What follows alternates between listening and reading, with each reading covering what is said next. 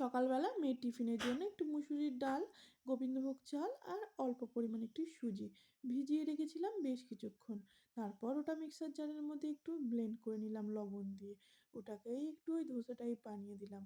তবে ওই এর মধ্যে আর কিছুই অ্যাড করিনি।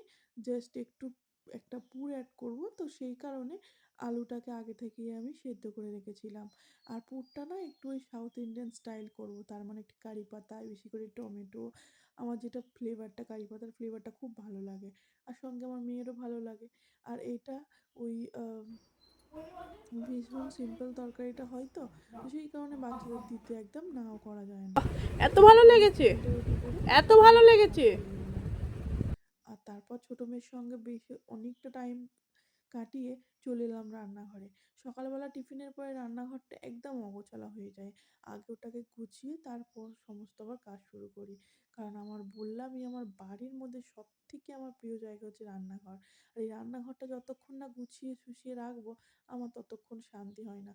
কোনো কাজই আমার স্থিরভাবে হয় না। যাই হোক, হাসব্যান্ডকে জুস করে দিয়েছিলাম। তারপর বেশ কিছু অবশিষ্ট জুসটা চেপে চেপে বের করে নিলাম।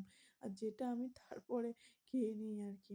অ্যাকচুয়ালি প্রতিদিন দুজনের জন্যই বানাই। আজকে তাড়াহুড়োতে অল্প মানে ওই বিট গাজরগুলো কাটা হয়েছিল। সেই কারণে জুসটাও অল্প হয়ে গেছিলো। নিজের জন্য আর মানে বেঁচে যায়নি।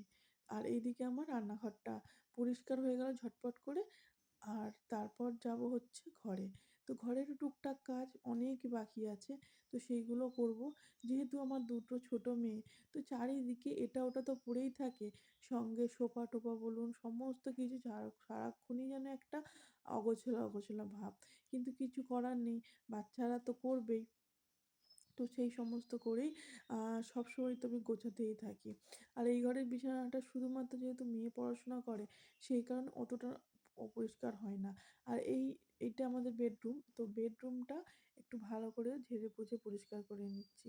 আর আমার না বেডশিটের সঙ্গে পিলো কভার আপনারা কখনো এখন দেখতে পাবেন না, মানে ম্যাচ দেখতে পাবেন না।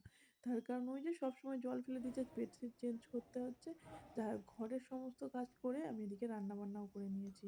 ওই একটা মাছের ঝাল, কাঁকরোল, তরকারি, ডাল এই সমস্ত।